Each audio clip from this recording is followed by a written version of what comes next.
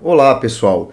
Ontem aconteceu a prova da FAMERP 2022. Só lembrando que quem elabora essa prova é a Fundação VUNESP, a mesma encarregada da realização da prova da UNESP, que vai acontecer agora no próximo domingo, dia 19.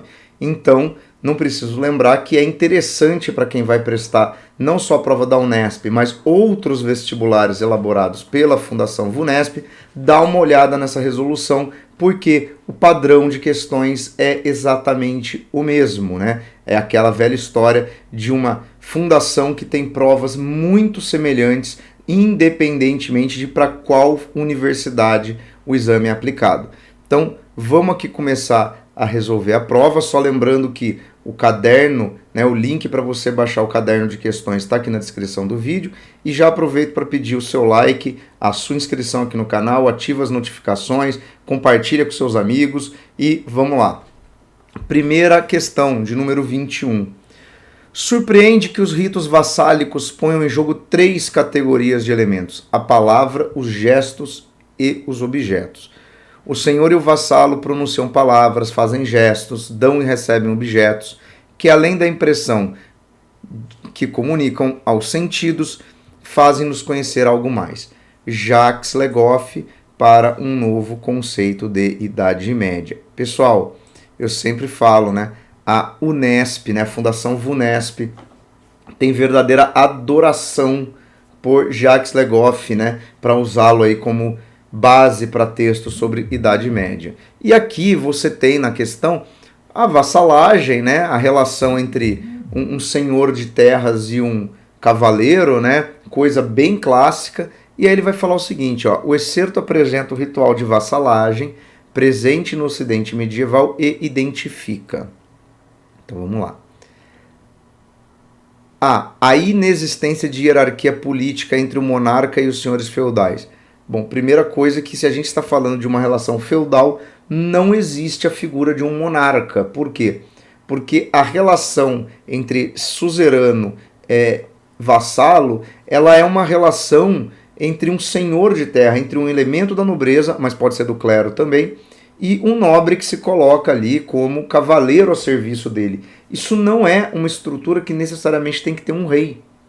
Então o item A está completamente fora, né? A hierarquia monárquica ligada à ideia do Estado Nacional, das monarquias medievais, ela não é parte da estrutura feudo-vassálica, né? São coisas completamente distintas, então está errado. B. Componentes simbólicos que estabeleciam o vínculo e a forma de relação entre membros da nobreza. Bom, aqui considerando que os dois envolvidos são da nobreza, o que via de regra era predominante. Que componentes simbólicos são esses? Espada, anel, né, que sela a aliança, por isso que a gente usa esse termo, né? A questão do gestual, né, do discurso, do juramento, do se ajoelhar. Então tem um monte de símbolos, né, envolvidos. Então, provavelmente aqui vamos ficar com a alternativa B. C. Isonomia de funções econômicas e de condição social nos setores eclesiásticos. Bom, isonomia é igualdade, mas aqui nós não estamos falando de dois membros do clero, né, que seria o setor eclesiástico. O senhor da terra até pode ser um bispo, tá? Mas uma vez que ele tem que recorrer a alguém para defender a terra, ele tem que recorrer a um nobre. Então já quebra esse argumento de que envolve duas pessoas do setor eclesiástico. D. As estratégias legais que definiam as relações profissionais entre proprietário de terra e trabalhador.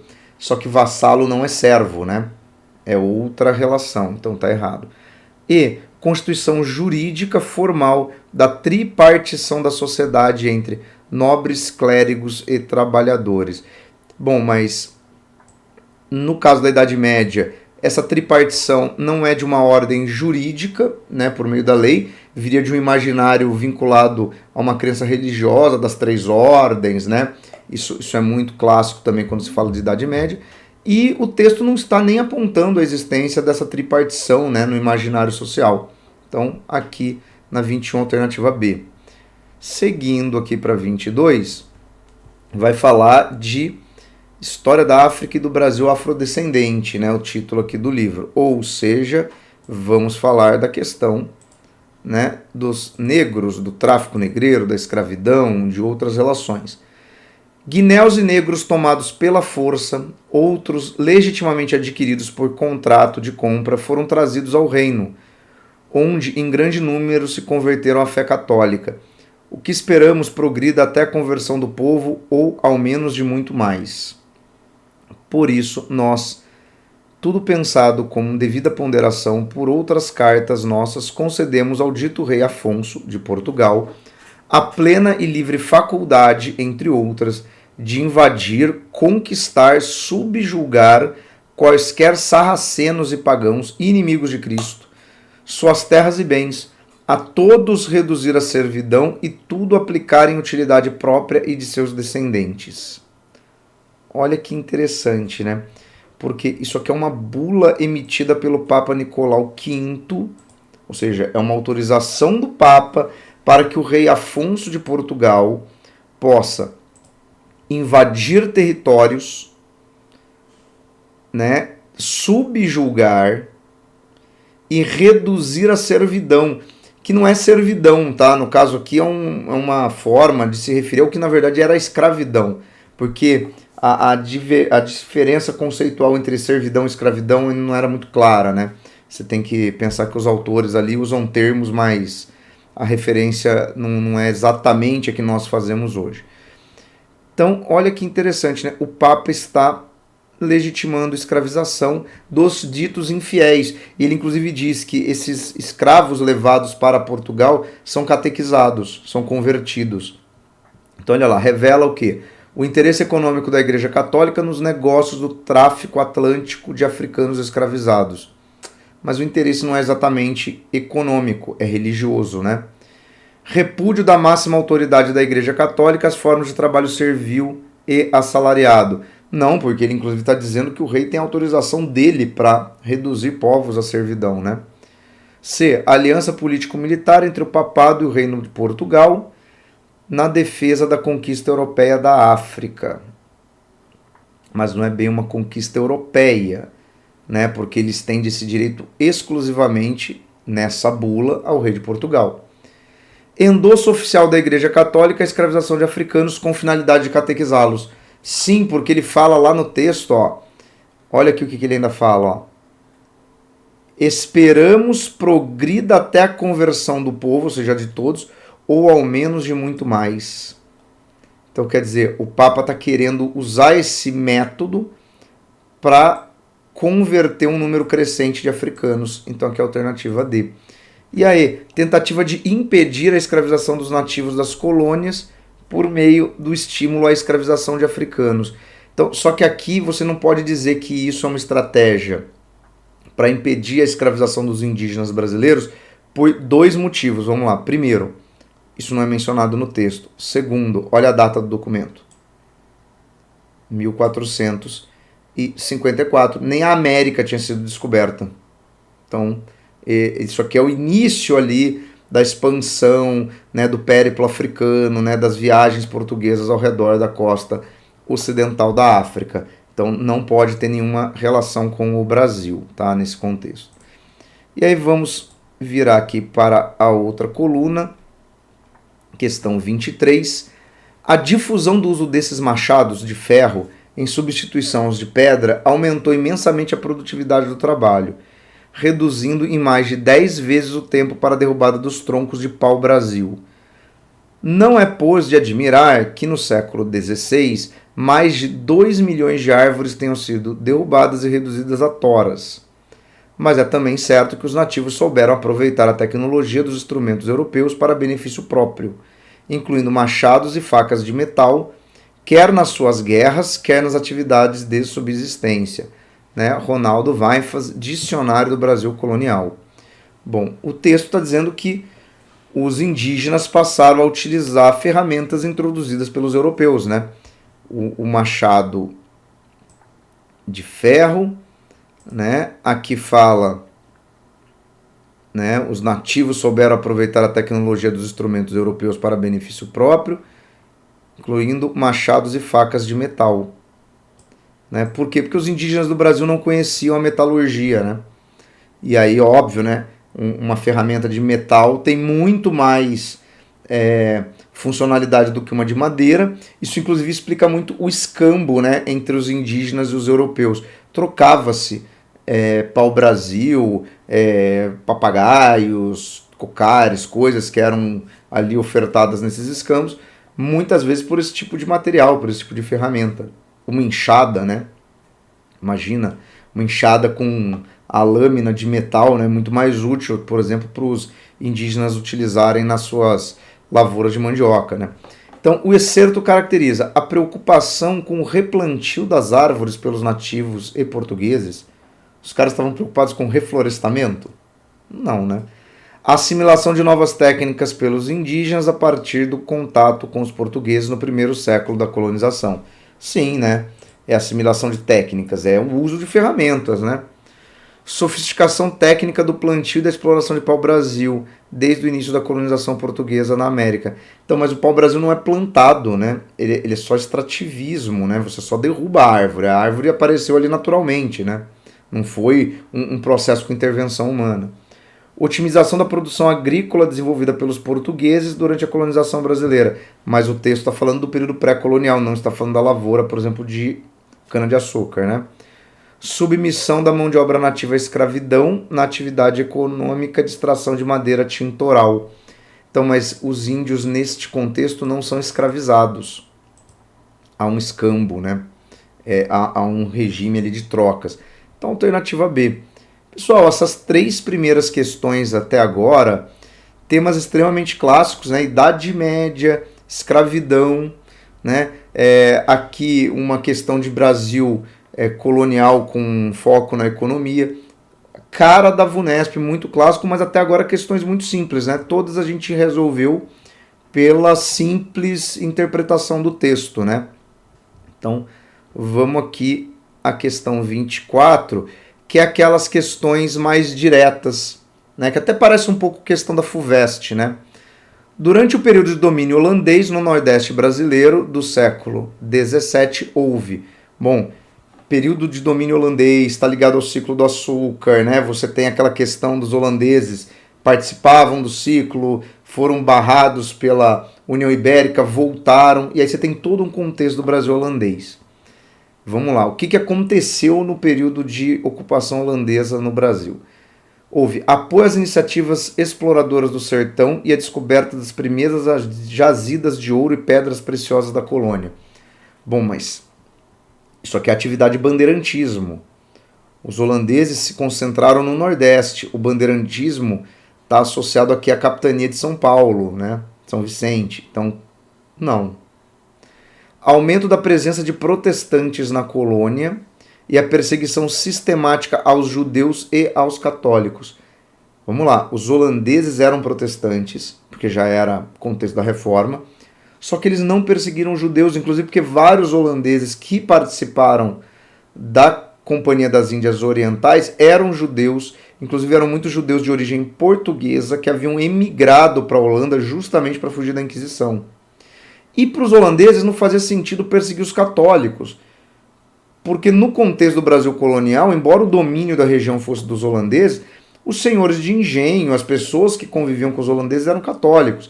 Inclusive tem aquela história, né, do Maurício de Nassau ter criado ali durante o seu período como administrador do Brasil holandês um contexto de tolerância religiosa, né, justamente porque esse tipo de tensão não faria sentido para eles, né? Então tá errado. Estimula a vinda de naturalistas e pintores, produção de acervo iconográfico documental sobre a vida da colônia. Tá? É essa alternativa, porque você tem que lembrar daqueles pintores holandeses, tipo Frans Post, faz aquele monte de pintura sobre engenho, sobre escravidão, né, sobre a natureza do Brasil, tanto que um dos grandes acervos de pinturas produzidas no Brasil colonial está na Holanda e não no Brasil, não em Pernambuco. Então era C. Mas aqui eu aposto que muita gente marcou a D por desatenção. Ampliação dos investimentos na produção açucareira. Sim, ampliaram os engenhos porque era o interesse dos holandeses. E supressão das formas de trabalho compulsório na colônia? O que é supressão? Redução, eliminação. Não. os holandeses continuaram usando o trabalho de escravos, tanto que invadiram colônias portuguesas também na África, justamente para ter controle sobre o abastecimento de escravos. Então não pode ser. E aí o acirramento dos conflitos da colônia com as áreas vizinhas da América e a união dos reinos de Portugal e da Espanha. Bom, a união dos reinos de Portugal e da Espanha é anterior à invasão holandesa e não tem relação com ela, não é causada por ela. Então, é óbvio que é o que motiva os holandeses a vir ao Brasil. Mas não tem mais conflitos, né, entre o Brasil colônia e os outros países, as outras colônias, né? Essa primeira parte aqui está totalmente equivocada. Então aqui na 24 era a alternativa C, mas aqui já dependia de você conhecer mesmo essa questão dos artistas introduzidos, né, no Brasil durante o período holandês. Questão 25, um tema que começou a aparecer mais no vestibular nos últimos anos, né? Em 1791, a escritora francesa Olympe de Gouges publicou a Declaração dos Direitos da Mulher e da Cidadã. Esse documento, bom, todo mundo está familiarizado com a Declaração dos Direitos do Homem e do Cidadão, 1789, né, Revolução Francesa, documento clássico. 2 anos depois, a Olympe de Gouges ela vai publicar uma Declaração dos Direitos da Mulher e da Cidadã. Para quem não conhece, basicamente é o seguinte, ela vai reescrever, tá, o documento, e em todo lugar onde tem homem, ela bota homem e mulher. Ou seja, ela defende a equiparação dos direitos entre homens e mulheres, porque ela percebe claramente que a Declaração dos Direitos do Homem e do Cidadão está tratando apenas do gênero masculino. Tá? Não vem com aquele discurso, mas quando a gente usa homem é eufemismo para toda a humanidade. Não, não é. A Revolução Francesa não deu direito às mulheres. A Olympe de Gouges reivindicou isso, tanto que acabou sendo guilhotinada pelos revolucionários franceses, acusada de ser uma mulher degenerada, ou seja, aquela que traiu a sua natureza. Por quê? Porque a natureza da mulher para eles era ser submissa e pacífica. Então, né, esse documento, mas aí você teria que conhecer, ou pelo menos inferir isso, né? A partir da ideia, bom, mulher e cidadã, cidadã é a pessoa que teria direitos políticos, né? Então, seria a alternativa A. Vamos ver as outras, só para explicar o que eles têm de incorreto. Baseou-se na noção do papel social das mulheres proposta na Declaração de Independência dos Estados Unidos. Bom, a Declaração de Independência dos Estados Unidos é anterior, é de 1776. Só que na Declaração de Independência dos Estados Unidos não se atribui nenhum tipo de direito às mulheres. É um documento feito por homens brancos proprietários. Então, não. O Olympe de Gouges não se baseou nisso. Sustentava a importância das atividades femininas no ambiente doméstico e a liderança da estrutura familiar. Mas o ambiente doméstico aí não pressupõe o exercício da cidadania, que é um exercício político. Então, não pode ser. D. Consolidou a igualdade de gênero como um dos princípios defendidos pelos revolucionários franceses. Só que aí você tem que lembrar que as revoluções liberais do século XVIII e XIX não pressupõem igualdade de gênero. Por sinal, pessoal, a primeira ideologia a fortemente defender a igualdade de gênero não é o liberalismo, é o socialismo do século XIX. Tá? Tanto que, adivinha que novidade, né? As pessoas que reivindicavam o voto feminino invariavelmente eram chamados de comunistas. Né? Que coisa, né? E embasou a ascensão das mulheres ao primeiro escalão governamental da França revolucionária. Não tem mulher nenhuma ocupando cargo nenhum de destaque. Né? De novo, mulheres só vão aparecer em um movimento político relevante na Comuna de Paris, tá? Já no final do século XIX.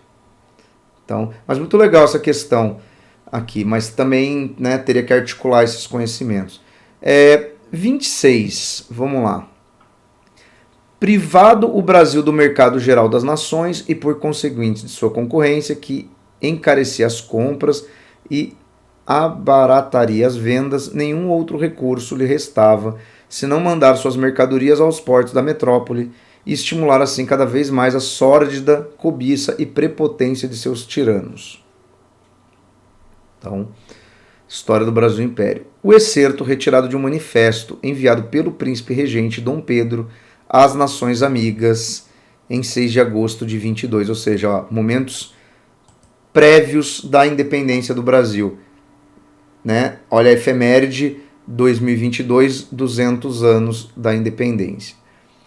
Então, o que ele está falando aqui, né? Defende a formação de um império luso-brasileiro como alternativa à condição colonial. Não, mas o Império Luso-Brasileiro é a manutenção da condição imperial, né? Porque Portugal era a metrópole. Ele está justamente reclamando aqui no texto, né, que o Brasil não tem muitas alternativas a não ser exportar suas mercadorias para Portugal. Então não faz sentido ele propor como solução a reafirmação, né, de um Império Luso-Brasileiro, né?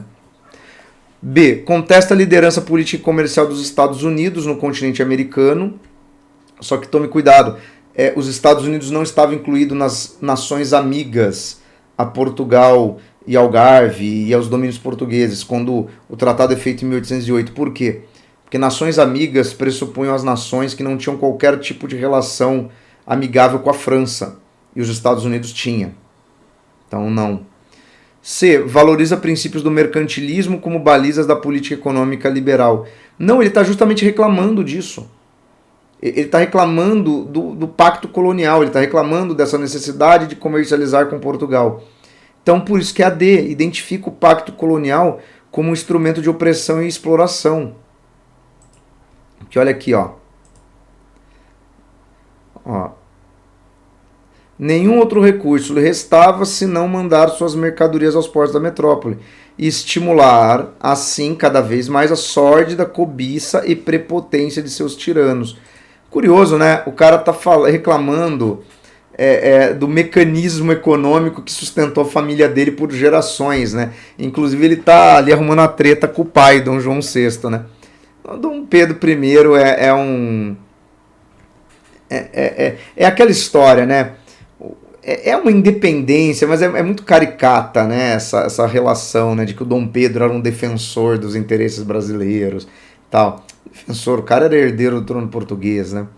Expressa o repúdio do governo português ao Brasil e a hegemonia britânica no comércio mundial. Não, porque o autor do documento não é o governo português, é o Dom Pedro I. Então, não poderia ser um repúdio por parte do governo português, né? Então, aqui fica a alternativa D na questão 26. E aí vamos aqui para a questão 27. 10 anos, caramba, o tempo metralha os dias como a cinta de uma arma automática. Vai para uma década que se realizou em São Paulo, naquele momento, o estado líder da federação, a Revolução Intelectual do Brasil. Né? Referência aqui a outra efeméride, ao modernismo, ó. 1922, a semana que não terminou. Olha o centenário aqui da Semana de Arte Moderna. O excerto faz referência a um artigo de Menotti Del Pic, que é publicado na Folha da Manhã em 32, sobre a Semana de Arte Moderna. Nele, Del Pic, duas coisas importantes aqui. Vamos lá. Primeiro, olha aqui uma referência ao futurismo, o apelo à máquina, à guerra, né? Esse tipo de coisa. 2, isso daqui é publicado em 32. E aí ele fala, naquele momento, o Estado líder da federação. Por quê? Porque em 1922 ainda vivíamos na República Oligárquica, esquema do café com leite. 32 já era Vargas, inclusive 32 é o ano que você vai ter o movimento paulista contra o Vargas, né? Então, olha quantas referências poderíamos tirar aqui desse texto, né? Mas vamos lá, né? O excerto faz parte, né? E nesse texto associa o evento ao poder financeiro paulista e a um projeto de ampla renovação estética. Bom, ele ali fala Estado líder, você pode tomar como político, mas pode ser também como econômico, por causa da cafeicultura. Estaria o item A, então, correto. Vamos ver o B. Atesta a falência do ideário estético do evento cultural, que estava sendo arduamente criticado. Só que aí volta no título do livro, galera. 1922, a semana que não terminou. Ou seja, ela foi além daquela semana de 22. Os efeitos do modernismo são muito longos, né? A gente tem obras de estética modernistas feitas a partir de 22. Esse movimento não acaba. Então a B está errado. C. Enfatiza o caráter regionalista do evento, que provocou desinteresse no resto do país pelas novas ideias. Não, porque ele fala de revolução intelectual do Brasil. O modernismo não se limitou a São Paulo. Tá? Ressalta a relação direta entre o evento e a Revolução Constitucionalista Paulista. Não, apesar das datas, o texto não faz essa relação. Embora fale da metralhadora e tal, mas não está falando. Não dá, inclusive, para saber aqui se o artigo, quando saiu na Folha da Manhã, embora tenha sido em 32, se foi antes ou depois do início do movimento paulista de 32. Não dá para fazer essa relação também. Destaca a fluidez da passagem do tempo, que rapidamente tornou obsoleto o projeto político do evento. Não. Aí que tá, porque, de novo, é a semana que não terminou. Então, alternativa A. Tá, legal, bacana esse exercício aqui. Né? E aí vamos aqui ao outro lado da página, né? Questão aqui 28 traz uma charge do Enfio, publicada em 84, charge famosíssima, já apareceu em outros exames, né? Queremos votar diretas, o voto é nosso, diretas já, né, galera? Então aqui tá bem, né? Tá bem claro, né? Ao que se refere, né? É o povo ali se manifestando pelo direito do voto para presidente, né? No caso, voto direto. E aí tem um soldado aqui, né? Isso é direito do colégio eleitoral, voltem para suas casas, o povo é ilegal, né? O que era o de colégio eleitoral, né? Colégio eleitoral era a forma como se elegia, né, presidentes durante a ditadura civil-militar, né? Deputados, senadores, representantes dos estados votavam, né? Quer dizer, o legislativo elegia o presidente da república. Então, quer dizer, o povo aqui reivindicando e aqui o soldado, né, que a gente pode interpretar como uma autoridade, né, a representação do Estado. Né. Relacionando-se a charge publicada durante a campanha das diretas já com a conjuntura política daquele ano, observa-se o contraste entre as reivindicações populares e a decisão do poder judiciário de proibir as eleições diretas.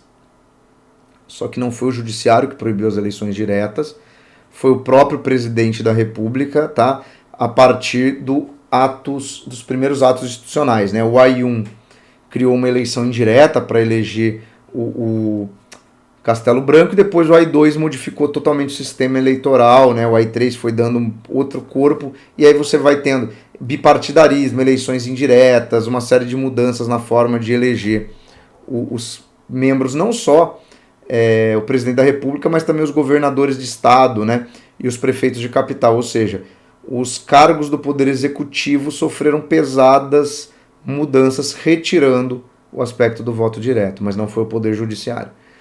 B. Contraponto entre os movimentos de mobilização popular e a estratégia gradual de redemocratização empregada pelo governo.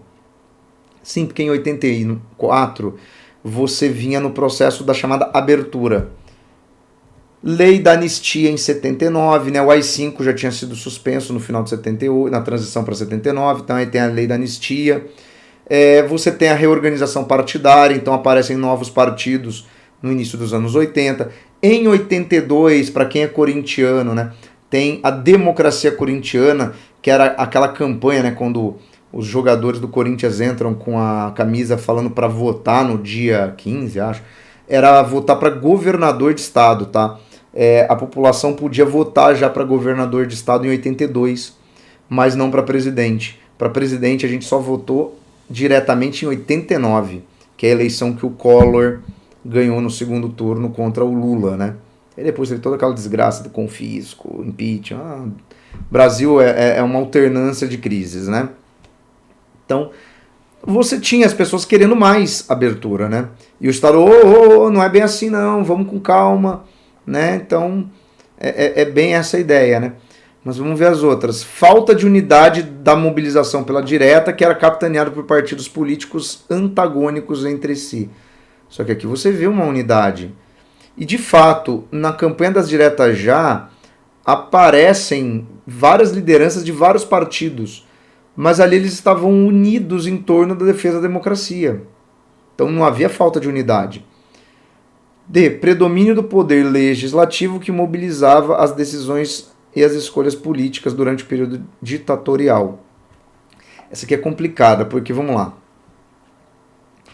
Embora fosse o poder legislativo que realizasse a votação, não era ele que tinha predomínio nas decisões. Por quê? Porque o presidente da República conseguia manipular a composição do poder legislativo de modo que o Arena, que era o partido que dava suporte à ditadura militar, fosse maioria, predominasse. Tá? Então, quer dizer, era uma eleição de cartas marcadas, então não pode ser a D. E violência da repressão policial que impediu a realização de grandes comícios e ações em defesa das eleições diretas. Mas não, né? Porque inclusive aqui você vê como o povo é representado numa escala muito maior do que a autoridade. Houveram os comícios, houve ali uma série de manifestações. A grande questão é que o Congresso não conseguiu, né, vencer a maioria do Arena, então não aprovou-se a emenda da direta já, né? Então, por isso que a gente só vai ter eleições diretas depois em 89, mas aí já tínhamos até a Constituição atual, né? E aí as duas últimas, ó. Observe as duas imagens para responder as questões 29 e 30, também um clássico, né? Usar o mesmo elemento, seja texto ou imagem, para duas questões. Imagem 1, né, destruição, e imagem 2, né, um protesto. Vamos lá. Imagem 1 mostra os destroços da cidade japonesa de Hiroshima em 45. A explosão da bomba atômica, então aqui, né? E aqui é uma manifestação, né, que você tem o Trump, né, um cara vestido de Trump, e outro de Putin, né, montados em bombas, né? O que a bomba atômica representou naquele contexto, né? Definiu a hegemonia militar dos Estados Unidos no Oceano Pacífico e a centralidade norte-americana no panorama unilateral do pós-guerra. Só que o pós-guerra não é unilateral, né? É Guerra Fria, é bipolar, né? D. Resultou na disputa entre Estados Unidos e União Soviética pelo domínio das zonas de influência durante a Segunda Guerra Mundial.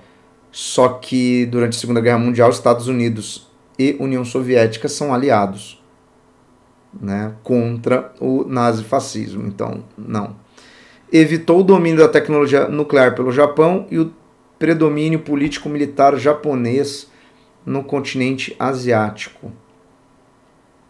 Não, mas a bomba atômica não tinha essa finalidade, né? E outra, depois o Japão tem até usina nuclear, né? Não tem armas nuclear, mas faz uso da energia até por conta da sua condição geográfica e tal. Impediu a adesão do Japão à aliança estratégica dos países do eixo no contexto da Segunda Guerra Mundial. Só que a bomba atômica acaba com a guerra, né? Os Estados Unidos não conseguiu evitar, por exemplo, que o Japão se articulasse, né, com certa aliança. O que é o eixo? É uma articulação entre Japão, Alemanha e Itália. Isso ocorreu durante a guerra. Então só sobra E, né? Consolidou a vitória dos Estados Unidos no conflito contra o Japão e a posição norte-americana no cenário geoestratégico do pós-guerra. Sim, aqui é o início da Guerra Fria. E aqui é a última questão, que depois já começam as de geografia. A imagem 2 mostra manifestantes em Berlim em 2020, com máscaras de Donald Trump e Vladimir Putin. O manifesto condena a assinatura de um acordo de colaboração militar pelos governos dos Estados Unidos e da Rússia. Mas aí eles estariam de mãos dadas no protesto, e não um de frente para o outro com armas nucleares. Isso, a representação ali de um diante do outro com armas indica um possível conflito e não uma aliança. Destaca o papel mediador da Alemanha na assinatura dos acordos militares que eliminaram a produção de armas nucleares. Bom, mas esse acordo não existe. Alerta o possível reinício de uma corrida armamentista entre algumas das principais potências da atualidade. Sim, é o medo do revival da Guerra Fria, né? Até porque o discurso do Trump era muito de Guerra Fria, né? Anticomunismo, aquela coisa toda. O Trump é um cara que tá com a cabeça nos anos 60, né? Make America Great Again, e aí a referência dele é sempre do período da Guerra Fria, né? É o Reagan, né? Presidente dos anos 80, é um discurso macartista, requentado, né? E o Putin, que é um autoritário, né? É a cria mais absurda do stalinismo possível, né? Relembra o emprego de armas nucleares pelos Estados Unidos e pela União Soviética na Segunda Guerra Mundial, só que só os Estados Unidos tinham tecnologia de arma nuclear na época. Celebra o fim da concorrência tecnológica e armamentista entre Estados Unidos e Rússia. Não, porque eles estão montados em bombas atômicas. Tá? Então aqui a questão 30 fica com o gabarito de alternativa C. Bom, pessoal, essa foi a prova da FAMERP 2022. Se você fez essa prova, deixa aí nos comentários como é que você foi. Se você está usando ela para estudar para outras provas da VUNESP e especialmente para o vestibular da Unesp, eu vou deixar aqui do lado um link para as outras provas da Fundação VUNESP e para uma aula dica que eu fiz sobre a prova da Unesp de segunda fase no formato teste, que ainda vai acontecer nesse ano de 2021, né, vestibular 2022. Fora isso, pessoal, boa prova, tá? Se inscreve aqui no canal, ativa as notificações e até o próximo vídeo.